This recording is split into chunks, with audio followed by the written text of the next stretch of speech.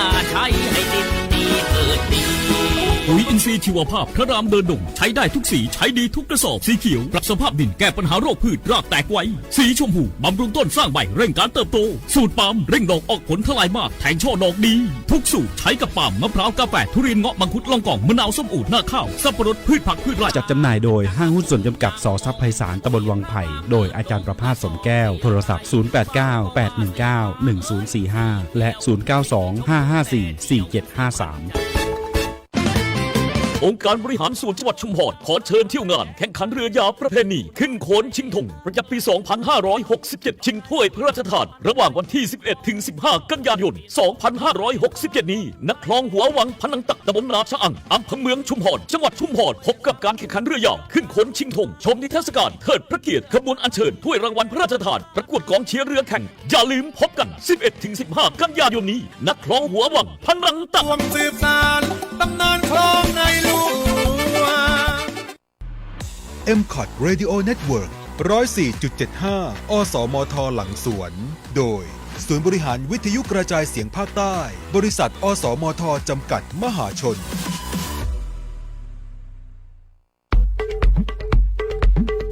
MCOT Radio Network ช่วงเรื่องเล่าเมืองหลังสวน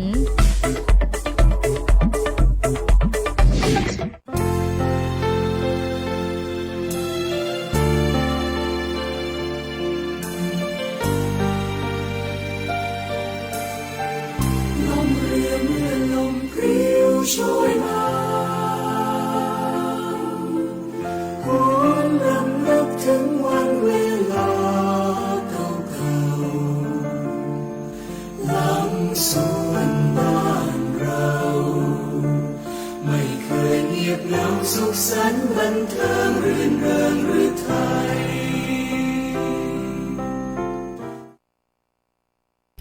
สวัสดีครับท่านผู้ฟัง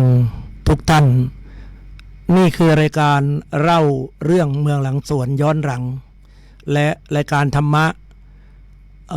วันนี้นะครับได้นิมนต์หลวงพ่อมหาจัญญาดร.มหาจัญญาสุทธิยาโนซึ่งมาจำพรรษาที่วัดประสาทนิกรจะอธิบายเรื่องการสร้างใจสร้างคนสร้างชุมชนสร้างวัดขอกราบนิมนต์ครับหลวงพ่อก็ขอเจริญพร ท่านผู้ฟังท่านผู้ชมทุกท่านรายการธรรมะในวันนี้ก็เกี่ยวข้องกับเมืองหลังสวนเช่นกันอาตมาภาพเป็นพระธรรมทูตพิเศษปฏิบัติหน้าที่อยู่ณวัดพุทธปัญญาเมืองโพโมนารัฐแคลิฟอร์เนียประเทศสหรัฐอเมริกาวันนี้ได้มาออกรายการกับคุณโยมชื่ออะไรนะครับพงษ์ชัยรอดยอดสร้อยโยมพงษ์ชัยรอดยอดสร้อยเธอใครๆรู้จักกันทั่วหลังสวนว่าน้าจุกลุงจุกพี่จุกโดยคุณโยมพงษ์ชัยรอดยอดสร้อยมีความปรารถนาให้รายการเล่าเรื่องเมืองหลังสวนมีธรรมะในส่วนหนึ่งปีนี้อาตมาภาพได้มาจำพรรษาอยู่ณวัดปราสาทนิกรอำเภอหลังสวนจังหวัดชุมพรวัดปราสาทนิกรก็เป็นวัดเก่าแก่ถ้าพูดถึงพ่อหลวงขำเป็นอาจารย์ของพระเทพพวงศาจารย์เป็นอาจารย์ของพ่อหลวงชบเป็นอาจารย์ของพ่อหลวงพวงเพราะฉะนั้นนี่ก็คือเรื่องเมืองหลังสวนที่ควรจะเข้าใจงั้นวัดปราสาทนิกรจึงเป็นแหล่งกำเนิดของครูบาอาจารย์สำคัญโดยเฉพาะพระเทพวงศาจารย์หลวงพ่อจันทร์โกสโลซึ่งเป็นศิษย์ของหลวงพ่อขำนั้นได้เป็นถึงเจ้าคณะจังหวัดชุมพร และด้วยความกตัญญูกตเวทีในครูบาอาจารย์ต้นหลวงพ่อพระเทพวงศาจารย์ได้เป็นผู้บำเพ็ญงานชาปนกิจแต่ว่าเมื่อก่อนที่จะมีการเผาจริงก็ได้มีงานนำศพจากวัดขันเงินแล้วก็มาเก็บไว้ต่อมาก็ได้ทำบุญดอกเก็บไว้เก็บสรีระของหลวงพ่อขำไว้ถึงปัจจุบันนี้อันนี้ก็เข้าเล่าเรื่องเมืองหลังสวนหลวงพ่อครับอยากจะทราบว่าประมาณพศอะไรครับครับพศตรงนี้จำไม่ได้ครับแต่ได้เป็นลาดเราตามสมควรครับผมนั่นก็น่าจะเป็นพศ 2500 หรือต้น 2,500 นั่นเองครับหลวงพ่อครับครับเมื่อหลวงพ่อมาจำพรรษาที่วัดประตานิกรหลวงพ่อก็มีสโลแกนว่าสร้างใจสร้างคนสร้างชุมชนสร้างวัดหลวงพ่อช่วยสาธยายเรื่องสร้างใจก่อนครับหมายความว่าอย่างไรครับการสร้างใจมนุษย์มีองค์ประกอบ2ประการนั่นคือกายหนึ่งแล้วก็จิตหนึ่งส่วนที่เรียกว่ากายก็เป็นที่รู้กันประกอบด้วยธาตุสี่ดินน้ำไฟลมส่วนที่เป็นจิตก็มีเวทนาสัญญาสังขารวิญญาณเรียกว่ากายกับจิตอันในที่นี้ถ้าเราพูดถึงสร้างใจสร้างใจก็คือหมายความว่าจะต้องสร้างธรรมะลงที่จิตธรรมะข้อแรกที่มีความสำคัญที่เราจะต้องสร้างใจให้เป็นซะก่อนนั่นคือมีความเมตตาเมตตาก็แปลว่าความรักที่มีต่อผู้อื่นโดยไม่มีเงื่อนไขในฐานะที่มาอยู่วัดประสาทนิกรก็จะได้นำเอาตัวกิจกรรมของวัดประสาทนิกรมาสร้างใจโดยเฉพาะได้คุยกันกับคนเก่าๆจากเล่าเรื่องเมืองหลังสวนว่าผู้เฒ่าผู้แก่เคยพูดกันว่าวันพระ8 ค่ำ15 ค่ำ14 ค่ำนั้นจะมีประชาชนมาทำบุญกันเป็นร้อยซึ่งนับได้ว่าคนที่อยู่เรียกว่าเป็นชาววัดประสาทนิกรมีความศรัทธาเลื่อมใสสร้างใจกันมาแต่อดีตฉะนั้นทุกคนที่เดินเข้าวัดเป็นผู้มีจิตประกอบด้วยความเมตตาความรักเมื่อมาถึงวัดมีความเมตตาที่ไม่มีข้อจำกัดเราสามารถรักกันได้โดยไม่มีข้อจำกัดว่าเราเกิดมาในตระกูลใดมีรายได้เท่าไหร่อาชีพอะไรแต่พอเรามาที่วัดนั่งไหว้พระพร้อมกันสวดมนต์พร้อมกันสมาทานศีลพร้อมกันถวายสังฆทานพร้อมกันเต็มไปด้วยความรักที่ไม่มีความชังสามารถทำบุญได้พร้อมกันปฏิบัติธรรมพร้อมกันไม่ว่าเป็นความรักที่ไม่มีเงื่อนไขเช่นการมาวัดไม่มีเงื่อนไขว่าถ้าคนนี้มาฉันไม่มาแต่ทุกคนมาได้โดยไม่มีเงื่อนไขอันนี้ก็เป็นกรณีตัวอย่างทีนี้คนที่มาวัดจะรักอะไรหนึ่งรักศาสนารักพระพุทธศาสนาแบบไม่มีเงื่อนไขอย่างเมื่อวานมีคณะใหญ่จากนครศรีธรรมราชมวลัยลักษณ์มาช่วยทำความสะอาดห้องสุขาหลังเมนเพื่อประโยชน์สุขของผู้ที่มาร่วมงานศพของผู้วายชนมาเผาศพจะได้มีประโยชน์คือใช้ห้องน้ำที่สะอาดด้วยความสบายใจโดยไม่ได้มีเงื่อนไขว่าฉันจะทำความดีเฉพาะที่ไหนแต่ทำได้ทุกแห่งเพื่อพระศาสนาเพื่อมหาชนสาธุครับเดี๋ยวก่อนครับเดี๋ยวก่อนมีอีกครับ นี่ก็เรียกว่าไม่มีเงื่อนไขไม่แบ่งสถานที่เนี่ยอาตมาเกิดที่นี่แต่ไปอยู่หลายจังหวัดด้วยจิตใจที่รักไปอยู่หนองคายไปอยู่เชียงใหม่ไปอยู่ทุกภาคของประเทศไทยโดยไม่มีเงื่อนไขว่าเกิดปักใต้ต้องอยู่ใต้ แต่เป็นความรักที่ไม่มีเงื่อนไขตรงไหนที่มีผู้ต้องการธรรมะก็ไปที่นั่นทีนี้การสร้างใจให้ชาววัดปราสาทนิกรมีความรักกันเสียก่อนความรักคือไม่เกลียดใครไม่เจอแล้วก็ขุดคุยเอาความเกลียดความชังมาเพื่อใจเศร้าหมองแต่หาความรักที่มีอยู่ในตนเด็กๆมาวัดอาตมาก็จะสอนฉันรักเธอเจอเป็นรักทันทีรักดีมีความสุขอันนั้นก็หมายถึงว่าไม่มีการสร้างความเกลียดชังให้เกิดขึ้นในวัดไม่แบ่งสีไม่แบ่งหมู่บ้านไม่แบ่งชนชั้นไม่แบ่งกลุ่มแบ่งพวกแต่พวกเราล้วนเป็นชาวพุทธมีพระพุทธเจ้าพ่อเดียวกันหรือให้สากลกว่านั้นก็ต้องคิดว่าเราเป็นเพื่อนทุกข์เกิดแก่เจ็บตายด้วยกันมีสิ่งใดอันจะเป็นความสุข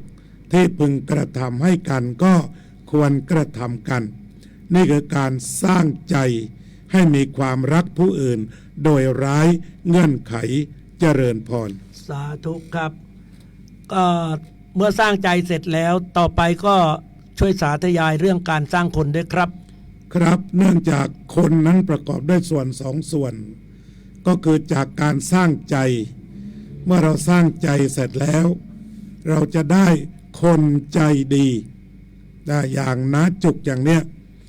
คุณพงษ์ชัยอย่างเนี้ยเวลามาวัดไปเจอเด็กทุกข์ยากลำบากตรงไหนมารายงานหลวงพ่อหลวงพ่อมีข้าวมีกับมีนมหลวงพ่อก็ให้น้าจุกนำไปให้นี่ยกตัวอย่างคนที่พัฒนาใจมีความรักแล้วก็จะเอาข่าวเพื่อนทุกที่พบมาเล่าสู่กันฟังหลวงพ่อมีของก็นำไปแจกแก่เพื่อนทุกเราทั้ง2 คนเป็นตัวอย่างก็คือเป็นคนที่มีใจประกอบไปด้วยความเมตตาอันนี้ยกตัวอย่างโดยไม่ได้คิดว่าเป็นญาติชั้นหรือเปล่าเป็นพี่น้องหรือเปล่าเป็นคนงานของโยมพงษ์ชัยหรือเปล่าหาไม่ได้แต่ขณะนั้นคนนั้นทุกข์อยู่เบื้องหน้าก็ช่วยทันทีโดยไม่มีเงื่อนไขมีหลายครั้งที่คนอดอยากเดินผ่านมาที่วัดบอกว่าอาจารย์ครับผมหิวข้าวถ้ามีข้าวเราให้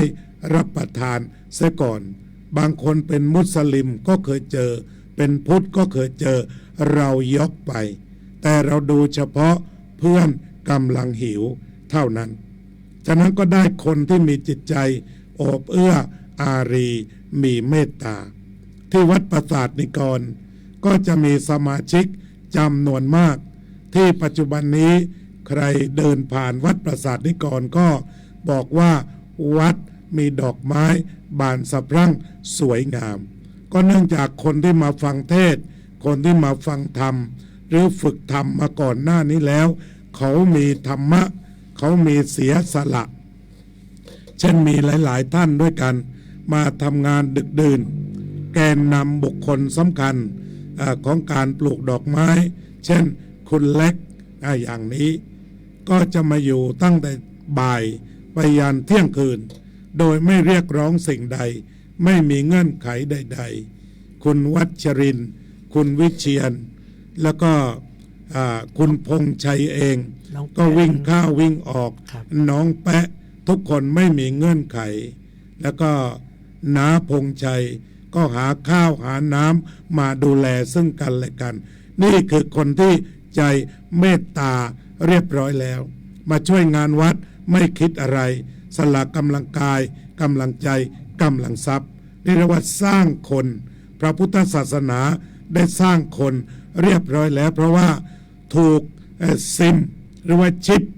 คือความเมตตาเข้าไปฝังในใจตอนนี้ชิปคือเมตตาฝังในใจสิ่งที่ระวังคืออยากให้ชิปหายไปให้ชิปแห่งความรักฝังอยู่ตลอดเวลาสร้างคนเรียบร้อยแล้วก็ปรากฏตัวเป็นคนที่มีเมตตาสัมผัสได้คุยได้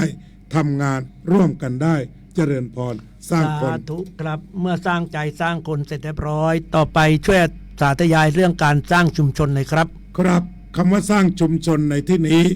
ไม่ได้หมายถึงว่าชุมชนของกระทรวงมหาดไทยซึ่งชุมชนนั้นชุมชนนี้ชุมชนโน้นแต่ชุมชนในที่นี้หมายความว่าคนที่มีความปรารถนาดีต่อกันคนที่มีธรรมะต่อกันคนที่ปรารถนาพ้นจากความทุกข์คนที่ปรารถนาพ้นจากเวรพ้นจากกรรมเราจึงสร้างเป็นชุมชนทีนี้พอคนดีหลายคนมาเป็นตัวชุมชนก็จะร่วมมือร่วมแรงร่วมใจแล้วก็สร้างวัดวัดประสาทนิกรวัตถุเรามีอุโบสถแล้วเรามีศาลาแล้วเรามีห้องน้ำแล้วเรามีพื้นที่แล้วแต่เรายังไม่มีดอกไม้วัดจึงสวยงามขึ้นเมื่อสมาชิกหลายท่านผู้มีใจเสียสละมาสร้างดอกไม้มาล้างห้องน้ำมาล้างโบสถ์อย่างรวมช่างก่อนวันอาสาฬก็ได้วันล้างโบสถ์ซะสวยงามรวมช่างก็ได้มาตั้งโรงทานดูแลคนที่มาเวียนเทียนอิ่มน้ำสำราญมาฟังเทศฟังธรรมกันจนกระทั่ง4 ทุ่มบางส่วนปฏิบัติธรรมถึงเที่ยงคืนนี่คือการสร้างวัดที่มีจิตวิญญาณแห่งการเสียสละเกิดขึ้นแล้วที่วัดประสาทนิกรเจริญพรสาธุนะครับก็ขอขอบคุณผู้สนับสนุนรายการเดี๋ยวให้น้องสุรินทร์เปิดสปอตนะครับ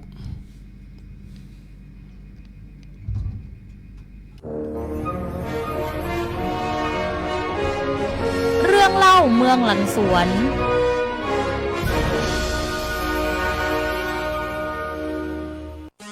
คุณกำลังฟัง MCOT Radio Network อสมทหลังสวน 104.75 คุณผู้ฟังคะในช่วงนี้ต้องขอบคุณค่ะผู้ที่อยู่ดูแลสนับสนุนรายการนะคะกับร้านแสงฟ้าการเกษตรค่ะศูนย์รวมสินค้าเกษตรครบวงจรนะคะที่นี่ร้านแสงฟ้าการเกษตรค่ะมีทั้งปุ๋ยเคมีภัณฑ์เกษตรปุ๋ยมุกนะคะมังกรปุ๋ยแนนซี่ค่ะสารปรับปรุงดินสวนสีทองเคมีเอราวัณแล้วก็อื่นๆนะคะพร้อมทั้งยังจำหน่ายแล้วก็ติดตั้งโซลาร์เซลล์สำหรับบ้านด้วยอุปกรณ์ทางการเกษตรนะคะวันนี้สนใจติดต่อสอบถามได้ทางเพจแสงฟ้าการเกษตรนะคะหรือโทรที่0993833455นะคะ0993833455ค่ะดูแลทุกท่านดุจญาติมิตรนะคะสร้างผลผลิตให้กับเกษตรกรที่ร้านแสงฟ้าการเกษตรอยู่ตลาดอวยชัย3นะคะแล้วก็วันนี้ค่ะอยากจะได้น้ำแข็งหรือน้ำดื่มนะคะถูกหลักอนามัยต้องที่นี่เลยกับโรงน้ำแข็งทิพวารีละแมค่ะจำหน่ายน้ำดื่มน้ำแข็งหลอดเล็กหลอดใหญ่นะคะบริการในงานพิธีต่างๆมีถังให้พร้อมด้วยแล้วก็บริการส่งถึงที่นะคะโรงน้ำแข็งทิพวารีละแมค่ะเปิดทุกวันเลยนะคะสอบถามคุณท็อปได้ค่ะที่0818958611นะคะ0818958611นะคะจริงใจพร้อมให้บริการค่ะแล้ววันนี้นะคะสำหรับใครที่อยากจะได้เครื่องทำความเย็นแน่นอนค่ะจะเป็นตู้เย็นตู้แช่นะคะหรือติดตั้งแอร์ทุกชนิดทุกยี่ห้อรับออกแบบสั่งทำนะคุณผู้ฟังไม่ว่าจะเป็นตู้แช่สเตนเลสนะคะห้องเย็นเครื่องทำความเย็นทุกชนิดโดยทีมงานมืออาชีพพร้อมให้บริการนอกสถานที่ด้วยนะคะกับหลังสวนเครื่องเย็นอยู่ถนนเขาเงินอำเภอหลังสวนค่ะบริหารงานโดยคุณปอนะคะสอบถามได้ที่0819795480นะคะ0819795480ค่ะเรื่องความเย็นปรึกษาเราได้เลยที่หลังสวนเครื่องเย็นนะคะเรื่องราวดีๆสิ่งดีๆค่ะฝากคุณผู้ฟังกันเอาไว้ในช่วงนี้ค่ะ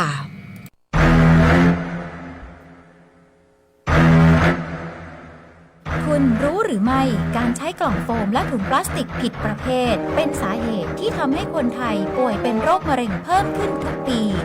ผู้ชายเสี่ยงเป็นโรคมะเร็งต่อมลูกหมากผู้หญิงมีโอกาสเป็นมะเร็งเต้านมและทั้งสองเพศมีโอกาสสูงที่จะเป็นมะเร็งตับ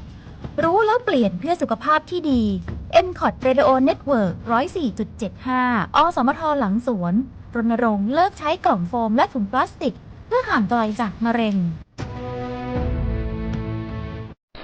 ข่าวสารความบันเทิงเพื่อนคุณ 24 ชั่วโมง MCOT Radio Network FM 104.75 อสมทหลังสวน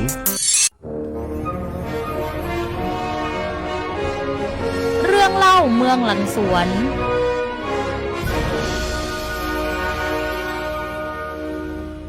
ครับวันนี้ก็ได้ความเมตตาธรรมจากหลวงพ่อดร.จัญญาสุทธิยาโนอย่างมากนะครับผมขอแจ้งให้กับพี่น้องที่ใช้รถยนต์สักนิดนะฮะเพื่อเป็นประโยชน์ก่อนจะใช้รถนะครับช่วยตรวจยางรถยนต์จะเดินทางนะครับดูว่าเส้นไหนมันอ่อนบ้างตรวจน้ำนะครับแล้วก็ความพร้อมในการเดินทางนะครับไฟสว่างหรือไม่นะครับก็ขอด้วยให้ทุกท่านนะจะเดินทางควรตรวจเช็ครถของท่านก่อนจะเดินทางด้วยความปรารถนาดีจากชมรมหนุ่มช่างนะครับ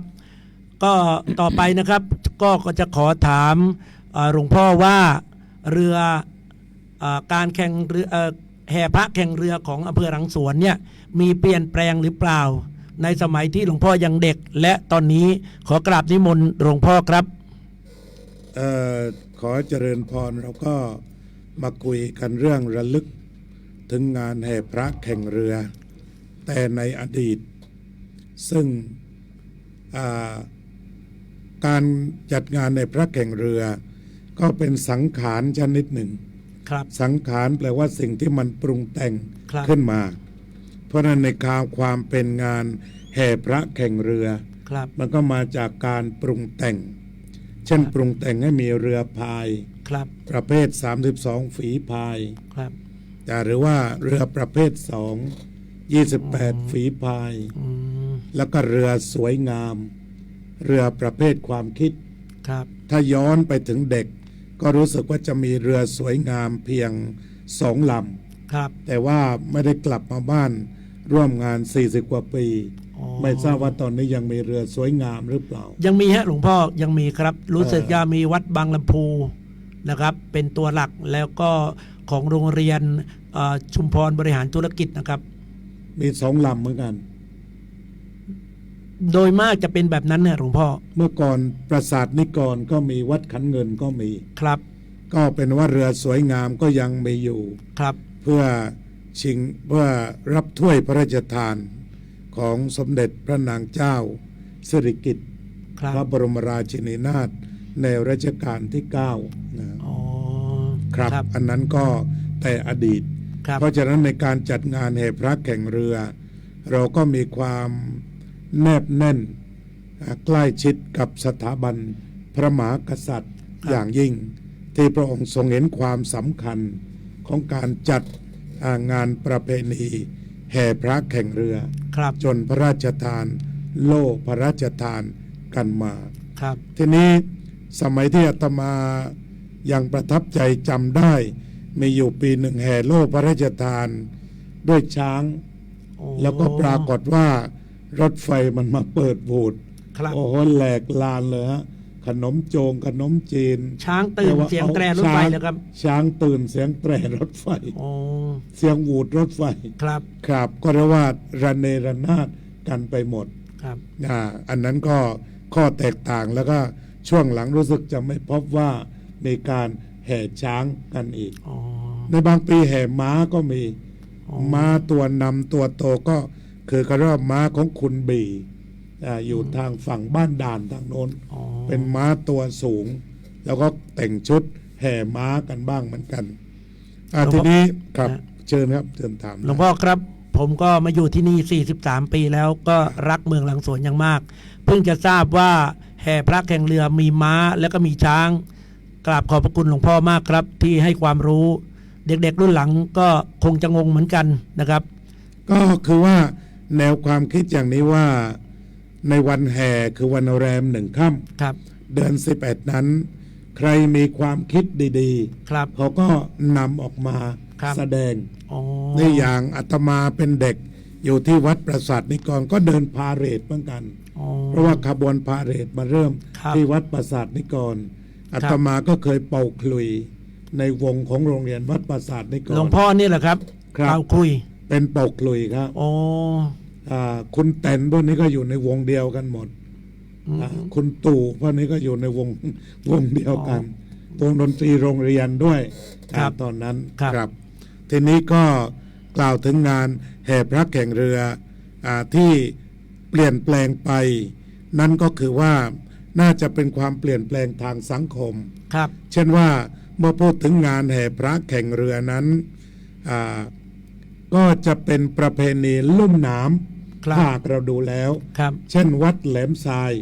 ก็อยู่ใกล้น้ำวัดบางลำพู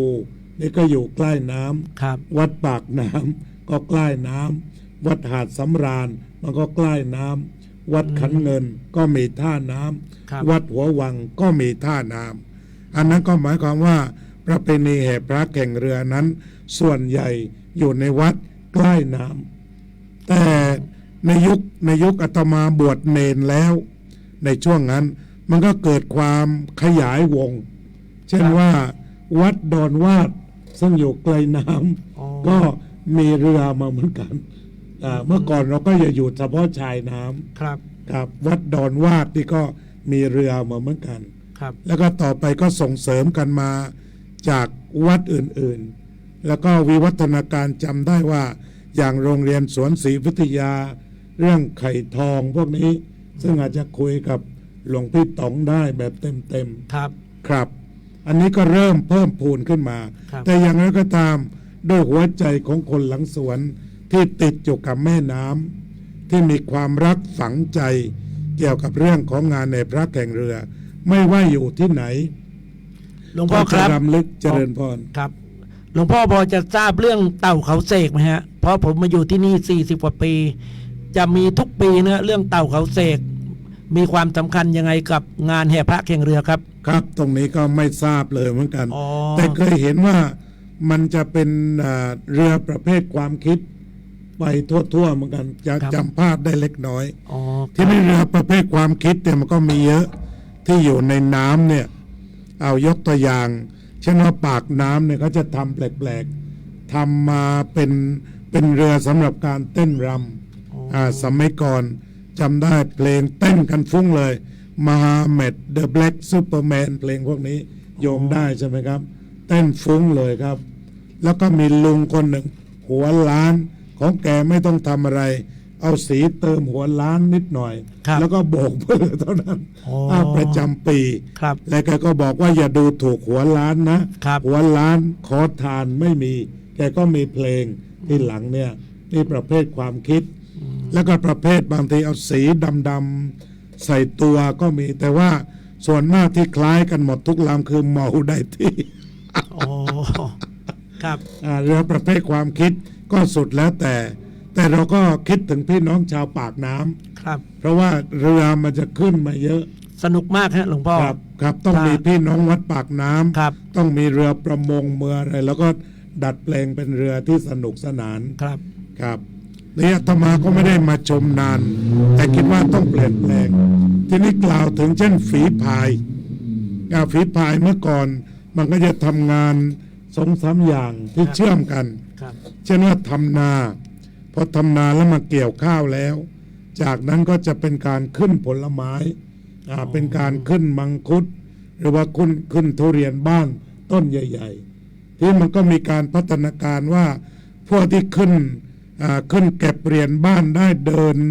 ไปตามกิ่งใหญ่ๆโดยไม่ต้องจับอะไรพวกนี้ทีหลังพัฒนาเป็นนายหัวเรือนายหัวขึ้นโขนได้เลยพัฒนามาจากพวกเกี่ยวทุเรียนพวกนี้มันมีความใกล้ชิดกันแล้วก็วัดต่างๆก็เตรียมเรือการเตรียมเรือในทางปฏิบัติก็อาจจะเตรียมกันเป็นปีตั้งแต่ไปหาไม้มาเช่นเรือที่ ลงน้ำปุ๊บได้โล่เลยเช่นเรือนางตะเคียนอย่างนี้นะก็เรียกว่าเดินอย่างรุนแรงแล้วก็ทำกันอย่างหนักทีเดียวแต่ว่าถ้าพูดถึงการมีส่วนร่วมของชุมชนในแง่ความรู้สึกเราก็ถือวันรับตายายวันรับตายายท่านในสาระบบของหลังสวนเองจะไปรับกันแรมค่ำแต่ว่าเท่าที่ไปคุยหลายๆวัดเขาก็บอกว่า15ค่ำก็มาแล้วก็แรมค่ำนี้ก็มาแต่ว่าโดยทั่วไปเมื่อก่อนที่รู้สึกว่ามันติดหูมาก็คือเรียกว่าแรมค่ำแรม1ค่ำเดือน10ตายายจะมาแล้วจากนั้นก็อยู่15วันเป็นแรม15ค่ำเดือน10ตายายกลับบางวัดที่เขามีกำลังวังชาดีมีเงินดีมีแรงหนุนดีพอตายายมาก็สามารถที่จะซ้อมเรือได้เลยแต่ถ้าว่าเบี้ยน้อยหอยน้อยหน่อยแต่ว่าชาวบ้านก็สู้นั่นละไปหุงไปแกงเลี้ยงกันก็เอาวันตายายเป็นวันเรือลงน้ำไปแต่ว่า15วันก็พอแต่ว่าชนิดจริงจังก็ว่ากันเป็นเดือนแต่ปัจจุบันนี้ได้ทราบว่าความเปลี่ยนแปลงก็คือว่าไม่ใช่แต่ชาวบ้านริมน้ำหรือบริเวณจังหวัดชุมพรแต่มาจากทุกท้องถิ่นเข้ามาแข่งมาจากสุราษฎร์หรือมาจากเมืองเหนือมาจากพิจิตรหรืออะไรเนี่ยเขาก็จะมีเทคโนโลยีเขาบอกว่าไม่ต้องลงน้ำก็ได้นั่งพายแบบใช้สปริงเอาอะไรเอาเนี่ยเท่าที่เคยรับทราบก็ถือว่าความเปลี่ยนแปลงเกิดขึ้นเมื่อก่อนก็ถือว่าเป็นกีฬาที่ผ่อนคลายของพวกที่ทำมาหากินขึ้นผลไม้เก็บเกี่ยวแล้วก็เป็นกีฬาที่แสนสนุกได้ใกล้ชิดกับวัดประชาชนได้อยู่ในวัดเอาข้าวเอาของมาไว้ที่วัดแล้วก็แม่บ้านก็มาหุงข้าวหุงน้ำทำกับข้าวเลี้ยงพวกเรือก็จะเป็นความสนุกสนานที่ทำด้วยความเต็มใจไม่ต้องจ้างแต่ประการใดเจริญพรสาธุหลวงพ่อครับอยากจะทราบประวัติฐานะที่ผมเป็นคนต่างจังหวัดแต่มาอยู่ที่นี่ก็นานพอสมควรทุกปีนะพระเทพวงศาจารย์เนี่ยมีความสำคัญยังไงกับงานแห่พระแข่งเรือครับพระเทพวงศาจารย์ก็คือเป็นต้นหรือว่าเป็นต้นทานเป็นผู้สร้างเกี่ยวกับประเพณีแห่พระแข่งเรือมาแล้วท่านก็เป็นหัวเรี่ยวหัวแรงในการส่งเสริมหรือว่าเหมือนเป็นผู้ก่อตั้งในลักษณะอย่างนั้นที่เป็นเรื่องเป็นราวเป็นจริงเป็นจังแต่ก่อนหน้านั้นก็คงจะมีการแข่งกันอยู่บ้าง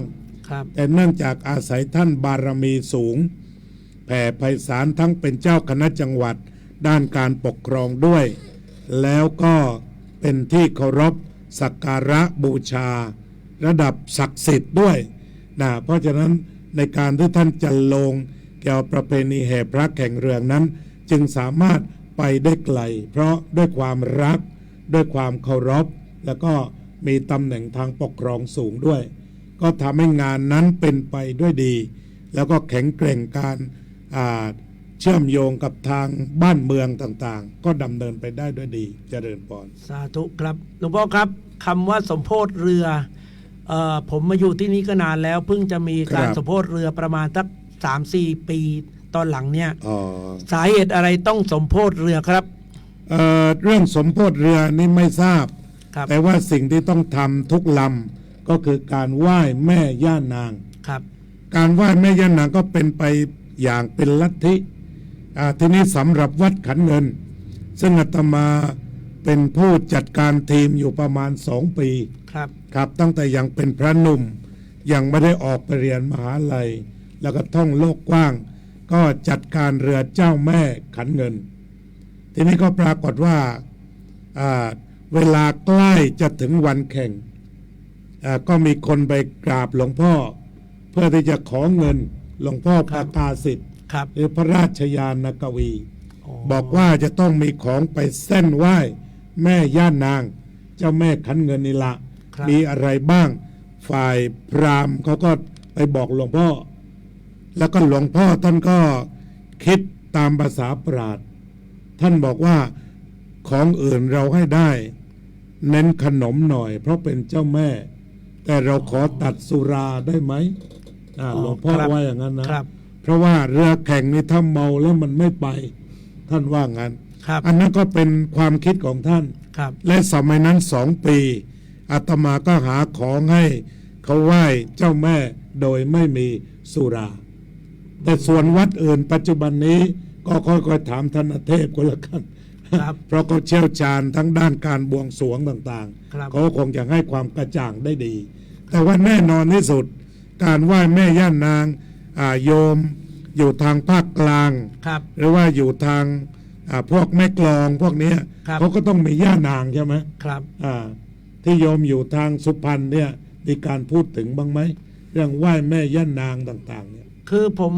ไม่เข้าใจนะเพราะมาอยู่หลังสวนเนี่ยตั้งแต่พศ23นะครับก็รักหลังสวนเนี่ยมากๆเท่ากับบ้านเกิดของผมนะหลวงพ่อก็อยากจะถามทุกคนอยากจะถามว่าทำไมต้องสมโภชเรือแล้วพระเทพวงศาจารย์สำคัญยังไงทำไมถึงได้มี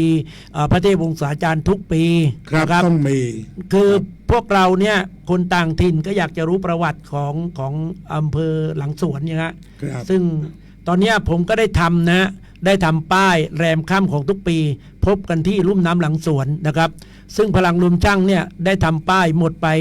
พอสมควรไม่ต่ำกว่า 4-5 หมื่นนะครับเพื่อจะติดประชาสัมพันธ์ให้ชาวต่างจังหวัดหรือทุกที่นะฮะผ่านมาหลังสวนเนี่ยเราจะประชาสัมพันธ์ตรงนี้เราก็จะทำเท่าที่เราจะทำได้นะพลังรวมช่างของพวกเราก็วันนี้ก็ได้รับความเมตตาจากหลวงพ่อเล่าเรื่องเมืองหลังสวนต่อไปจะขอความเมตตาให้หลวงพ่ออธิบายว่าคำว่าเมตตานั้นแสดงออกได้กี่ทางครับหลวงพ่อนิมนต์ครับเราก็เริ่มต้นด้วยความรักและด้วยความเมตตาก็แสดงได้3 ทางทางกายง่ายที่สุดคือเรายกมือไหว้ครับเวลาเจอกันแต่เวลาอาตมาสอนเด็กหรือสอนผู้ใหญ่ที่ไม่รู้จักการไหว้อาตมาก็จะสอนว่าอย่างนี้เริ่มที่แม่มือทั้ง2วางไว้บนคิ้วแล้วก็ไหว้ด้วยความอ่อนน้อมอันนี้เช่นว่าเรายืนและพระผ่านมาหรือเราผ่านอุโบสถเราก็ไหว้แบบนี้ที่มาดูความหมายตรงที่ว่านิ้วมือที่ไปจรดคิ้วความหมายอยู่ตรงนี้คือว่าพระพุทธองค์นั้นสอนให้เรามีปัญญาให้ใช้ปัญญาตรงนี้ปัญญาออกมาจากนี้ที่เราเรียกว่ามีความคิดนั่นเองสอนให้คิดก่อนให้มีปัญญานั่นเองเพราะพระองค์สอนให้เรามีปัญญาเราจึงไหว้ที่คิ้วนี่แสดงว่าถ้าเราได้พบพระเราไหว้พระความเป็นมิตรภาพเกิดขึ้นแล้วพระก็จะสอนถามว่าเป็นไงโยมแต่ถ้าว่าเดินแล้วกระแทกบ่าพระแล้วถามว่ามีปัญหากับผมไหมอันนี้แสดงว่าไม่เมตตาดูได้แต่ถ้าเจอแล้วไหว้แสดงว่าพอคุยได้ครับอันนี้ก็คือถ้าไหว้พระต่อไปถ้าเราไหว้พ่อแม่พ่อแม่เนี่ยให้วางไว้ที่จมูกปลายจมูกก็คือรูจมูกนี่เองส่วนสำคัญของร่างกายอยู่ที่รูจมูกคือพ่อแม่ให้ลมหายใจถ้าว่าเป็นผู้มีพระคุณที่สุดเราไม่ต้องถามว่าให้ที่เท่าไหร่ให้โฉนดเท่าไหร่เงินในแบงค์เท่าไหร่แต่วางไว้ที่ปลายจมูกเราก็จะพอรู้ได้ว่านั่นคือระลึกถึงพระคุณเสมอถ้ามีเงินเป็น1,000 ล้าน100 ล้านแต่คลอดมาแล้วลืมให้ลมหายใจมีความหมายไหมทรัพย์สินเหล่านั้นไม่มีครับฉะนั้นเราจะต้องรักท่านตั้งแต่มีลมหายใจก็พอแล้วทรัพย์สินไม่ให้ไม่ว่าขอลมหายใจลมหายใจให้กำเนิดเกิดชีวิตลมหายใจคือมิตรสถิตมั่นลมหายใจคือแหล่งธรรมที่สำคัญลมหายใจอยู่กับฉันตลอดไปสาธุเพราะฉะนั้นลมหายใจโยมจะเห็นได้ว่าบางทีบางคนภรรยารักกันทิ้งได้เพื่อนรักกันทิ้งได้แต่ลมหายใจจะรักแท้ไม่ว่าโยมจะสูญเสียอะไรแต่ลมหายใจ จะกระซิบกระโยว่ายังคอยยังคอยยังคอยเธออยู่ทุกลมหายใจฉะนั้นยามที่มีทุกข์มันนั่งนับลมหายใจดีกว่าแล้วทุกข์จะดับไปต่อไปไหว้ครูวางไว้ที่ริมฝีปากวางไว้ที่ริมฝีปากนั่นครูสอนให้เราพูดคำที่ไพเราะพระพุทธเจ้าสอนว่าการพูดวาจามี3แบบ1คูทะพานีอมขี้พูด2ปุพพพานีอมดอกไม้พูด3มัทุระพานีอมน้ำผึ้งพูดแต่ว่าเรานิยมพูดกันว่าเอาหมาออกจากปากที่นี่หมาบางตัวมันก็แพงนะจะเอาหมาพุดเดิ้ลหรือหมาบางแก้วอะไรนี้ครับเพราะฉะนั้น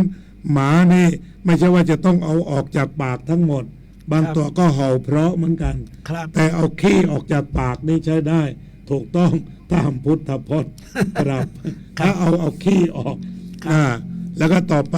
ถ้าไหว้หลวงป้านะวางไว้บนคางอันนี้ครับหลวงป้านะปู่ย่าตายายแล้วไหว้เพื่อนก็ยังมีก็คือหมายความว่าวางไว้เสมอออกเหมือนเคยมีเพลงหนึ่งว่าควักหัวใจออกมาเอาออกมาพิสูจน์เพียงคำพูดไม่พอเคยได้ยินไหมได้ยินครับหลวงพ่อเราคบกันด้วยใจครับเพราะฉะนั้นเวลาใครไหว้โยมเด็กๆไหว้โยมสวัสดีครับโยมก็ยกมือไหว้ตอบเขาวางไว้ที่หน้าอกเพราะนะจุกคบเธอด้วยใจรักด้วยใจอันนี้ก็คือความเป็นมาของการแสดงว่าเราเมตตากับเธอนะประการต่อมาก็คือต้องยิ้มครับถ้าเราเจอใครแล้วเรายิ้มทำให้คนสบายใจอาตมาใช้คำว่ารอยยิ้มคือสัญลักษณ์แห่งความรัก Smiling is the symbol of universal love หมายความว่าถ้าเรายิ้มแล้วใครๆก็รู้ว่าเรารักเขานี่คือการแสดงความเมตตาทางกายแล้วเวลาพูดก็พูดเฉพาะดอกไม้และน้ำผึ้งส่วนใจนั้นตั้งความปรารถนาดีเอาไว้ว่าทุกๆคนนั้นเป็นเพื่อนทุกเกิดแก่เจ็บตายจงเป็นสุขเถิด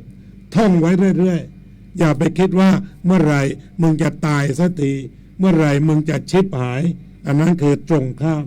แต่ขอให้คิดว่าเป็นสุขเถิดแบบที่โยมว่าสาธุนี่แหละเอาตอนนี้คนนี้ได้ดีไปทางนั้นเอาสาธุดียิ่งขึ้นไปเอาคนนี้ร่ำรวยยิ่งขึ้นไปนี่คือการแสดงเมตตาทางกายวาจาและใจฉะนั้นสร้างใจคือสร้างด้วยเมตตาทุกกิจกรรมที่เราได้ทำที่วัดปราสาทนิกรหรือรวมช่างทำมาตลอดเวลาคือการสร้างเครือข่ายแห่งความรักเจริญพรสาธุครับวันนี้ก็ได้ความเมตตาจากหลวงพ่อดร.จัญญาสุทธิยาโนยังสูงนะครับก็ให้ทั้งธรรมะและก็ความรู้เรื่องเกี่ยวกับเมืองหลังสวนงานแห่พระแข่งเรือนะครับก็ขอขอบคุณพี่น้องรวมช่างทุกท่านนะครับไม่สามารถจะเอ่ยนามได้วันนี้นะครับก็ขอเชิญพี่น้องรวมช่างมาปรึกษาหารือกันที่กุฏหลวงพ่อนะครับเวลาประมาณ 18 นาฬิกาวันนี้ก็ขอกราบสวัสดีเพราะหลวงพ่อจะต้องไปทำวัดนะครับผมก็ต้องมีหน้าที่ไปรับหลานที่โรงเรียนขอกราบสวัสดีครับ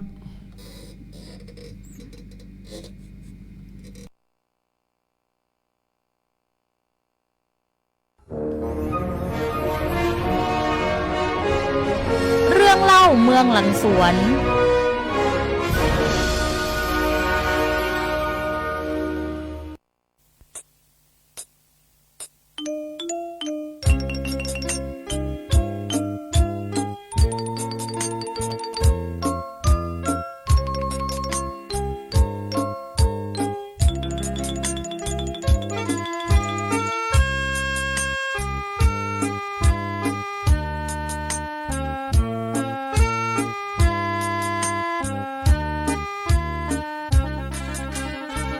ชมสวนสมเด็จ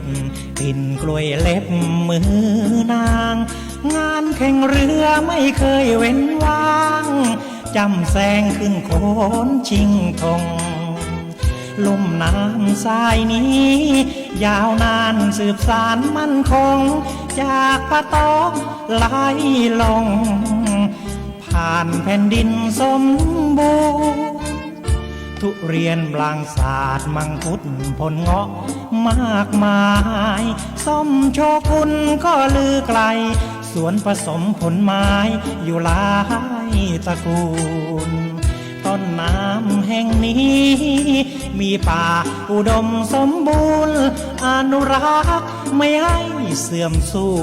ญพระคุณเหลือจากคะเนลุ่มน้ำหลังสวนอบอวลด้วยมวลดอกไม้เดือนสี่เดือนห้าคราใดกลิ่นหอมกระจายไม่ได้โมเมดังสวนสวรรค์ไม่มีวันหันเหแล้วนั่งรถลงชายทะเลเที่ยวสนุกสนาน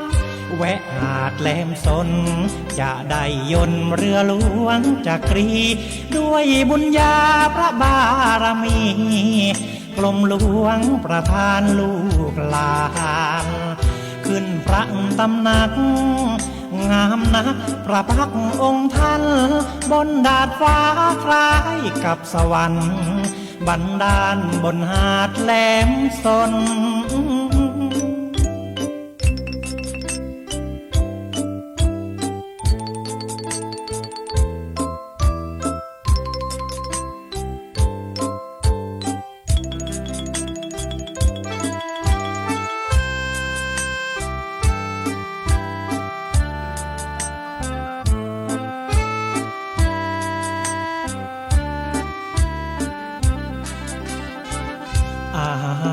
อร่อย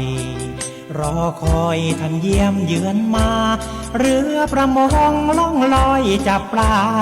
ตัดขอบฟ้างามตาหน้ายนมองเขื่อนสองข้างเวิ้งว้างดังมีมนต์อนุรักษ์เอาไว้ทุกคนขอบคุณที่ท่านมาเยือน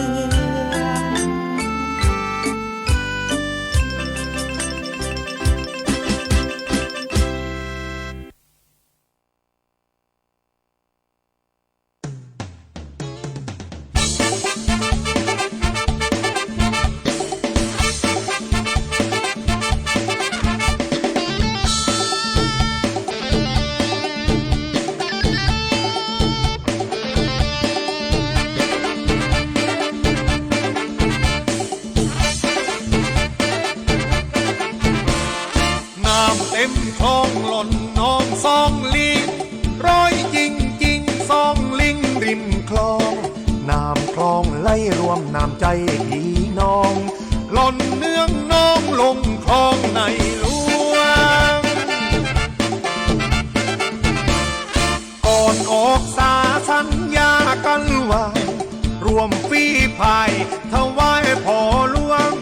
ด้วยสำนึกซาบซึ้งในสวงว่าในหลวงห่วงคนชุมพรหุยหุยหุยหุยหุยหุยหุยหุยหุยหุยหุยหุยหุยหุยหุยเอาพายตะเวยเรือช่วยพาย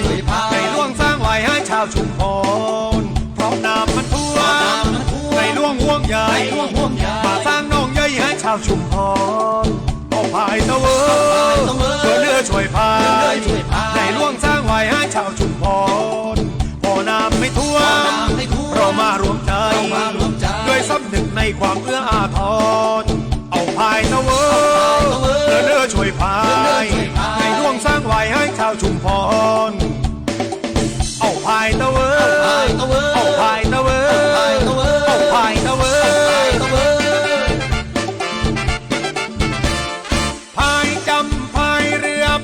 แข่งขันเงินรางวัลจากอบจเรือ พื่อผู้นำเทศบาลอบต.วันนี้นอขอชิงถ้วยพระราชทานเตรียมขึ้นโคนเตรียมโจรขึ้นงัวดามพายรัวมาเป็นสัญญาณน้ำคลองไหลรวมน้ำใจชาวบ้านรวมสืบสาน